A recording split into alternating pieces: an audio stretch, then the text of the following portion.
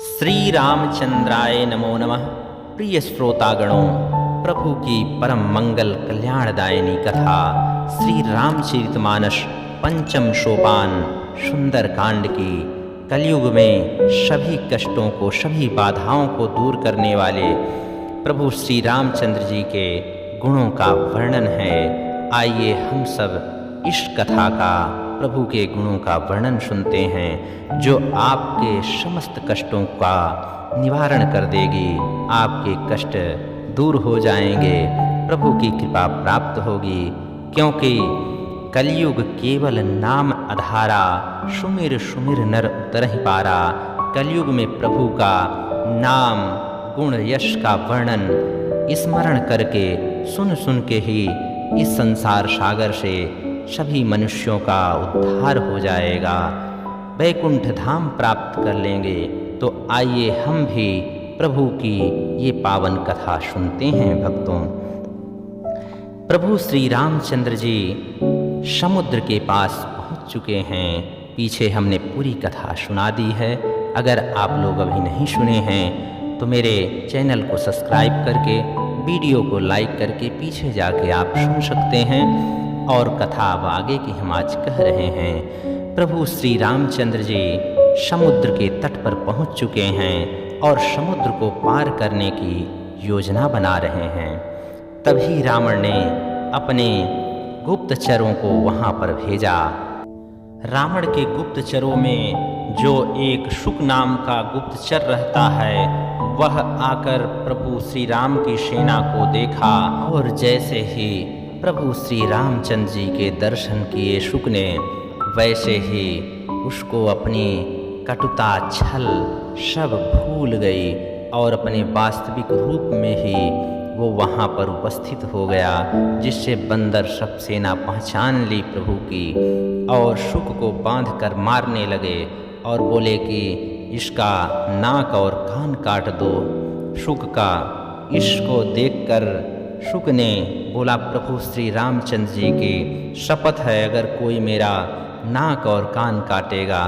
जिस बात को सुनकर लक्ष्मण जी को बड़ी दया आई और आकर उन्होंने शुक को छुड़वा दिया और शुक से कहा कि जाकर अपने रावण से यह कह देना कि बिना सीता जी को दिए तुम्हारा कल्याण नहीं है। ऐसा जाकर तुम संदेश सुनाओ, नहीं तो समझो कि तुम्हारा काल आ गया है। ऐसा लक्ष्मण जी ने रावण के लिए शुक के द्वारा संदेश कहलवा दिया। शुक वहाँ से रावण की सभा में आकर सिर को झुकाकर रावण से संदेश सुनाने लगता है। भक्तों, शुक ने कहा, हे नाथ, हे दशानन, अभिमानी स्वभाव को छोड़कर सब बातों को मेरे ध्यान से सुनिए, क्रोध छोड़कर मेरा वचन मानिए। हे नाथ, हे दशानन, श्री राम जी से बैर को त्याग दीजिए। प्रभु श्री रामचंद्र जी समस्त लोकों के स्वामी हैं, पर उनका स्वभाव अत्यंत ही कोमल है। मैं उनसे मिल के आया हूँ। प्रभु श्री राम जी के चरणों में अगर आप जाएंगे तो जरूर ही प्रभु श्री रामचंद्र जी आपके ऊपर कृपा करेंगे, आपका एक भी अपराध हृदय में नहीं रखेंगे और आपको क्षमा कर देंगे। इस तरह से जो गुप्तचर शुक है वो रावण को बता रहा है। भक्तों, जानकी जी श्री रघुनाथ जी को दे दीजिए। हे दशानन, इतना कहना मेरा मान लीजिए। जब उस दूत ने जानकी को देने के लिए रावण से कहा, तब दुष्ट रावण ने शुक को लात मारी। वह भी, शुक भी विभीषण की भांति रावण को सिर नवाकर प्रभु श्री रामचंद्र जी की चरणों की ओर चल दिया और प्रभु श्री रामचंद्र जी का वर्णन करके, उनके गुणों का वर्णन करके अपनी मुक्ति का साधन खोज लिया। वह मोक्ष को प्राप्त कर लिया। शिव जी कहते हैं, हे भवानी, वह शुक जो था वो पूर्व में मुनि था। अगस्त ऋषि के श्राप से वह राक्षस बन गया था प्रभु श्री रामचंद्र जी के चरणों की वंदना करके वह फिर से अपने श्राप से मुक्त होकर वैकुंठ धाम को चला गया। और इधर 3 दिन बीत जाते हैं प्रभु श्री रामचंद्र जी को, किंतु जड़ समुद्र विनय नहीं मानता है। प्रभु से बोलते हैं कि हे समुद्र, मुझे कुछ मार्ग बताओ कि मेरी सेना किस प्रकार से उस पार जा सकती है। तो 3 दिन बीत जाते हैं, तब तक समुद्र विनती को नहीं सुनता है। तब प्रभु श्री रामचंद्र जी क्रोध में भर जाते हैं। क्रोध सहित बोले कि लगता है मुझे कि बिना भय के तुम्हें प्रीत नहीं होगी। तो यह बात सुनकर लक्ष्मण जी को बहुत ही अच्छा लगा। वो चाह रहे थे कि कितना जल्दी समुद्र को पार किया जाए।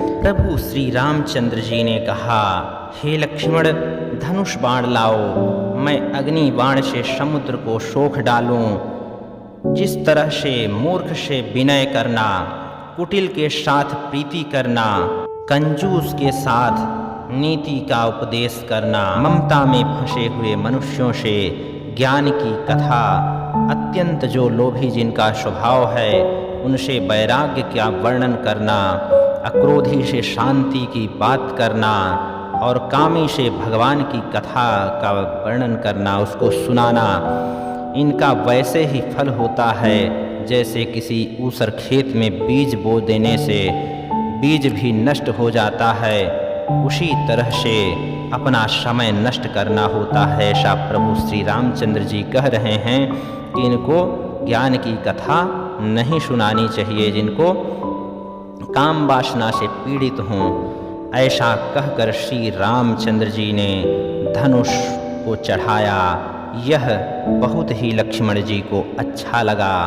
प्रभु श्री रामचंद्र जी ने अग्निबाण संधान किया, जिससे समुद्र के हृदय में कंपन हो गया, अग्नि ज्वाला उठने लगी। मगर, सांप तथा मछलियों के समूह व्याकुल हो गए।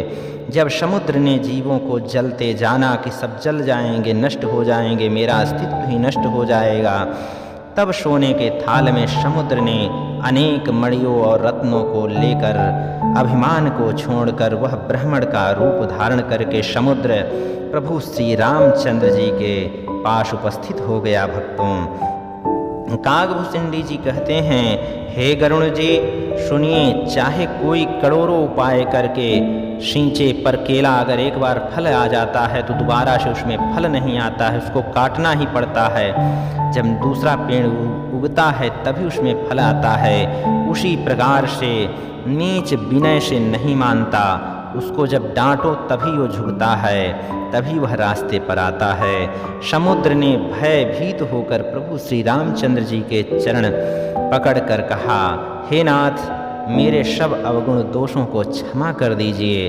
हे नाथ, आकाश, वायु, अग्नि, जल और पृथ्वी, इन सब की करनी स्वभाव से ही जड़ है। आपकी प्रेरणा से माया ने इन्हें सृष्टि के लिए उत्पन्न किया है। सब ग्रंथों ने यही गाया है। जिसके लिए स्वामी जैसी आज्ञा है वह उसी प्रकार से यहाँ पर रहने में सुख को प्राप्त करता है। जिसके अंदर जैसा स्वभाव होता है उसी स्वभाव के अनुसार ही वह सुख प्राप्त करता है। प्रभु, आपने अच्छा किया जो मुझे दंड देने के लिए भय दिखाकर आपने मेरे अभिमान को नष्ट कर दिया। ये आपकी कृपा है। ढोल, गवार, शूद्र, पशु और स्त्री, इनके ऊपर हमेशा ही दृष्टि रखनी चाहिए। अगर दृष्टि रखेंगे तभी ये पूर्ण रूप से फल दे पाते हैं, अन्यथा ये भी मार्ग से भटक जाते हैं। ऐसा प्रभु से समुद्र कह रहा है। भक्तों, यहाँ पर बहुत विवाद जो उत्पन्न है, ताड़ना, सकल ताड़ना के अधिकारी का अर्थ है कि इनको हमेशा ध्यान से देखना पड़ता है, तभी इनका फल प्राप्त कर पाओगे। अगर ढोल को बढ़िया देख के लयबद्ध से नहीं बजाओगे, कहीं इधर पटकोगे हाथ कहीं उधर, तो नहीं बढ़िया से उससे आवाज़ निकाल पाओगे। भाव ये है, पशु हो, शूद्र हो, स्त्री हो, सब के लिए यही ताड़ना का अर्थ है। इनको देखना ताड़ने का है इनको देखना, दृष्टि रखना। प्रभु आपके प्रताप से मैं सूख जाऊंगा, ऐसा समुद्र कह रहा है प्रभु श्री रामचंद्र जी से। और आपकी सेना पूरी उतर जाएगी उस पार, पर इसमें मेरा अस्तित्व नहीं बचेगा तो कोई बात नहीं।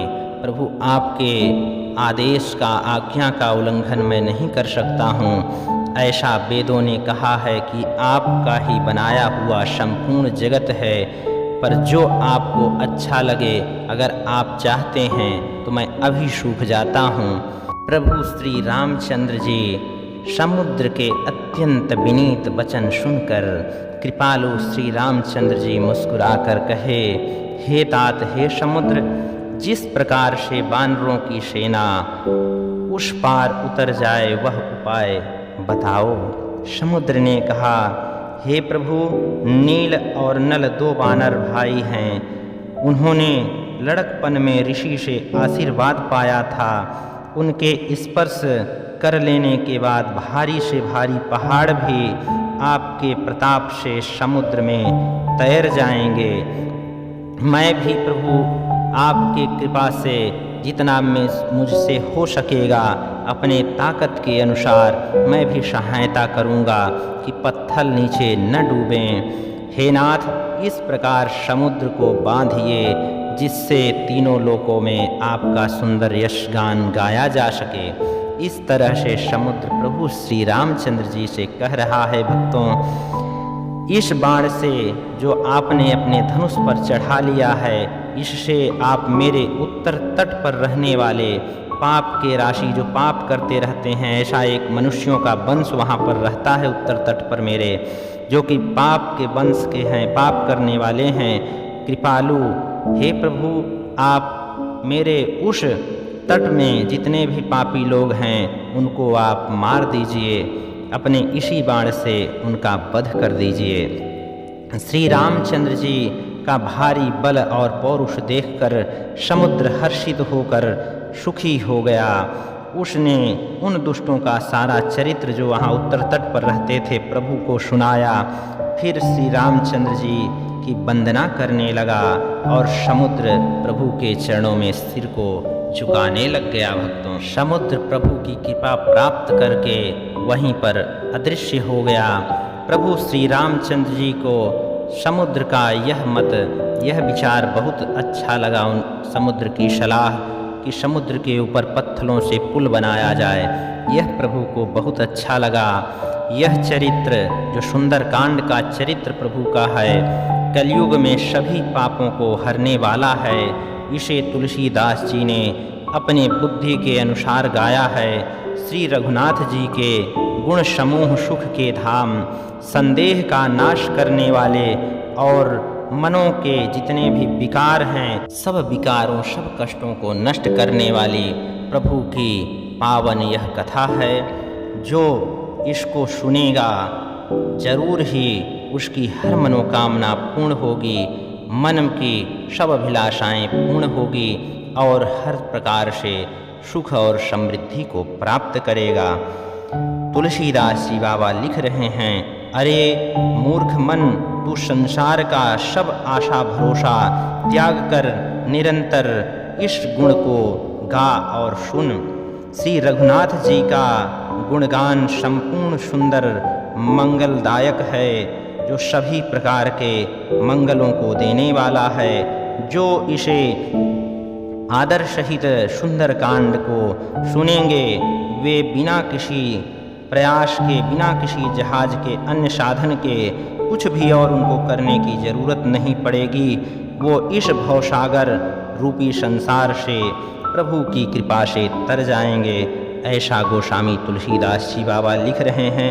इस प्रकार से कलयुग में समस्त पापों का नाश करने वाले श्री रामचरितमानस का यह 5वां सोपान यहाँ पर समाप्त होता है। भक्तों, आप लोगों को यह कथा कैसी लगी? आशा करता हूँ प्रभु की अगर यह कथा आप लोग संपूर्ण सुनेंगे, पूरा एक सुंदर कांड मैंने बताया है, आप जाकर प्लेलिस्ट में ज़रूर ही वीडियो को सुने, चैनल को सब्सक्राइब कर दीजिए, वीडियो को लाइक कर दीजिए और प्रभु की कृपा देने वाली इस मंगलकारी कथा का श्रवण करके अपने मन को और अपने तन को और जीवन को धन्य करें। बहुत बहुत शुभकामना। प्रभु श्री रामचंद्र जी और श्री हनुमंतलाल जी की कृपा पूरे परिवार पर सदैव बनी रहे। जय श्री राम।